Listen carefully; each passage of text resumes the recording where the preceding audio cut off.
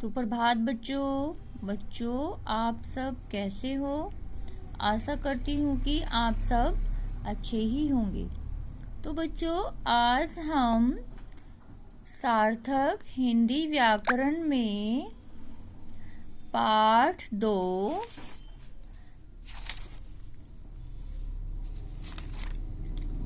Page number 13 पाठ 2 वर्ण कई अपनी भाषा में वर्णमाला पेज नंबर 13।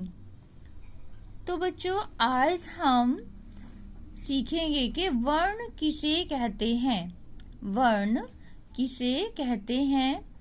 बच्चों लिखित भाषा में वर्ण के महत्व, आकार तथा प्रयोग को जानेंगे और यह भी किन किन आकृतियों को हम वर्ण मानते हैं और ये किस क्रम में पढ़े लिखे जाते हैं और हिंदी भाषा में कितने वर्ण हैं।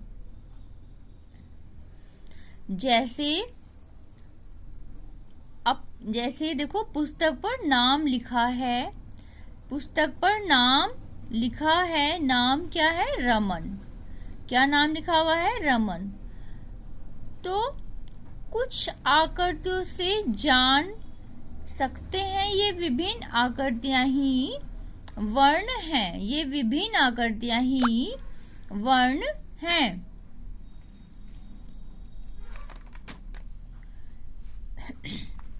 तो बच्चों ये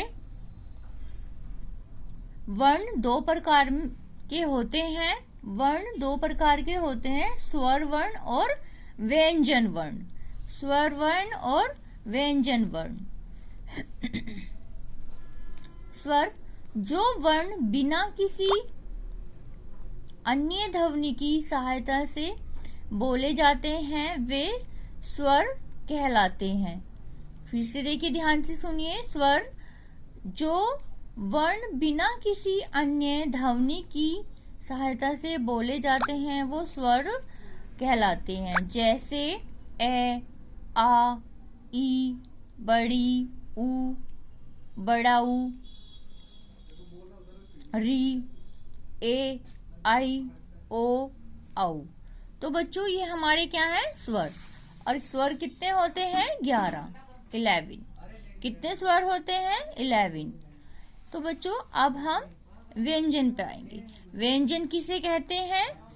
व्यंजन जिन वर्णों का उच्चारण करते समय स्वरों की सहायता ली जाती है उन्हें व्यंजन कहते हैं।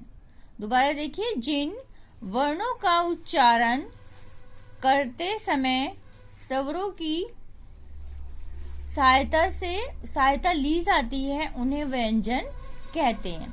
हमारी हिंदी भाषा में कुल मिलाकर 52 वर्ण हैं। इन वर्णों के क्रम से लिखे रूप को वर्णमाला कहते हैं।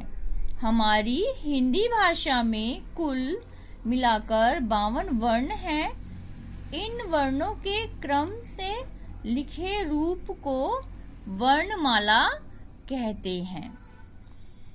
तो बच्चों आज हम जानेंगे वर्ण तथा वर्णमाला।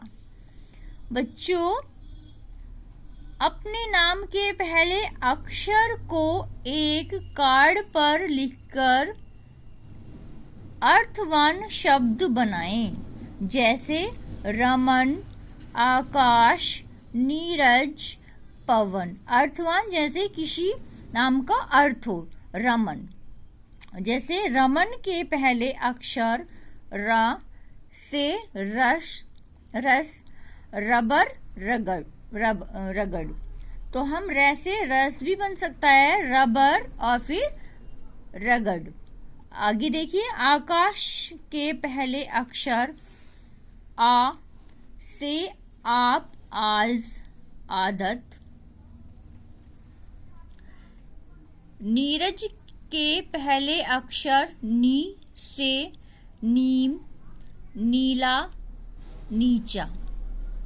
पवन के पहले अक्षर प पै से पक्षी, परी, पतंग।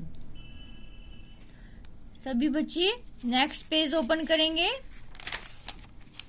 पेज नंबर 14, पेज नंबर 14 पे आएंगे। पेज नंबर 14, पाठ नीचे दिए गए चित्र देखिए। नीचे दिए गए चित्र देखिए। देखो बच्चों, ये आपको चित्र दिखाई दे रहे हैं। किसका चित्र है? फल। क्या है? फल। फल का चित्र दिखाई दे रहे हैं आपको। फिर है पेड़। पेड़ का चित्र दिखाई दे रहा है। पेड़। क्या है ये? पेड़। फल यानी फा और ल ध्वनि के छोटे टुकड़े। फा और ला ध्वनि के छोटे टुकड़े। जैसे फा, फा पे यहाँ लगा हलंत, तो ये क्या हुआ? आधा फ। आधा फा मानेंगे इसको। हलंत लगने के बाद हमारा ये आधा फा बनेगा। प्लस अ, प्लस आ लगाने के बाद ये हमारा हुआ पूरा फा। क्या बना? ये हमारा पूरा फा बन गया। हमने पहले फा में हलंत लगाया तो हमारा आधा फा, और हमने प्लस लगाकर ए बनाया तो ये हमारा बना पूरा फा। ऐसे ही हमने फिर ला पे हलंत लगाया। क्या हुआ? है हमारा आधा ला, प्लस ये लगाया हमने पूरा। यहाँ पे लिखा हमने अ, तो अब हमारा ये क्या बना? पूरा ला। ए लिखने के बाद हमारा ये पूरा ले बन गया। यदि हम यहाँ पे हलंत लगाते हैं तो हमारा आधा ले बनता है, और यदि हम आधा हलंत लगाने के बाद ए लिखते हैं तो ये हमारा पूरा ला बनता है। अब हम इसको बोलेंगे फा ला। फा, ये हमारा बना पूरा शब्द। क्या बना? फा और ला। फाला फल, फाला फल। ऐसी पेड़ यानी पे और डे, डे ध्वनि के छोटे टुकड़े। ध्वनि के छोटे टुकड़े।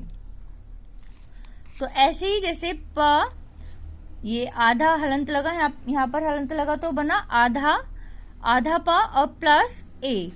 प्लस ए करके लिखा हमने तो बच्चों क्या बना? ये हमारा पूरा पा। पूरा पा बन गया। प्लस ए, तो यहाँ पे डे, डे में हमने हलंत लगाया तो हमारा आधा डे बना, और जमा ए तो यह बना पूरा डे। तो क्या बना? पेड़। क्या बना ये हमारा पूरा शब्द? पेड़।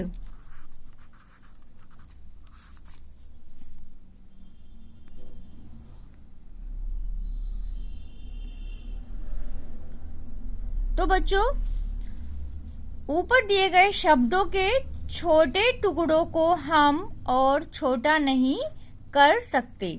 ध्वनियों के इन छोटे टुकड़ों को ही वर्ण कहते हैं। ध्वनियों के इन छोटे टुकड़ों को ही वर्ण कहते हैं। भाषा की सबसे छोटी ध्वनि वर्ण कहलाती है। भाषा की सबसे छोटी ध्वनि ही वर्ण कहलाती है। वर्ण के बारे में नंबर 1, इनकी बनावट को हम बदल नहीं सकते। जैसे आ को हम ऐसे उल्टा करके नहीं लिख सकते। ठीक है, ऐसे उल्टा करके नहीं लिख सकते। जो जैसी बनावट है उसको हम ऐसा ही लिखेंगे, या दूसरे तरीके से नहीं लिख सकते। नंबर 2, हर वर्ण की अपनी एक आवाज होती है। हर वर्ण की अपनी एक आवाज होती है। वर्णमाला, हर भाषा में बहुत सारे वर्ण होते हैं। हमारी हिंदी भाषा में कुल मिलाकर 52 वर्ण हैं। इन वर्णों के क्रम से लिखे रूप को वर्णमाला कहा जाता है। इस क्रम को हम बदलकर नहीं लिख सकते। इस क्रम को हम बदलकर नहीं लिख सकते। आगे आइए बच्चों, पेज नंबर 15 वर्ण। वर्ण 2 प्रकार के होते हैं। वर्ण 2 प्रकार के होते हैं। वर्ण 2 प्रकार के होते हैं। देखो, इसके 2 भाग है वर्ण के, स्वर और व्यंजन। स्वर और व्यंजन। स्वर 11 होते हैं। ये जादुई ध्वनियां या इनको बोलने में अन्य वर्णों की मदद नहीं लेनी पड़ती। स्वर 11 होते हैं और ये जादुई ध्वनियां हैं, इनको बोलने में अन्य वर्णों की मदद नहीं लेनी पड़ती। मैंने आपको पहले भी बताया था, देखो ए आ छोटी बड़ी, छोटा ऊ बड़ा ऊ, री ए आई ओ आउ। इनके अलावा अंग व अण को न तो स्वर कहा जाता है और न ही व्यंजन ये अयोग्यवाह कहलाते हैं, ये अयोग्यवाह कहलाते हैं। नेक्स्ट पेज ओपन करेंगे सभी बच्चे, पेज नंबर 16।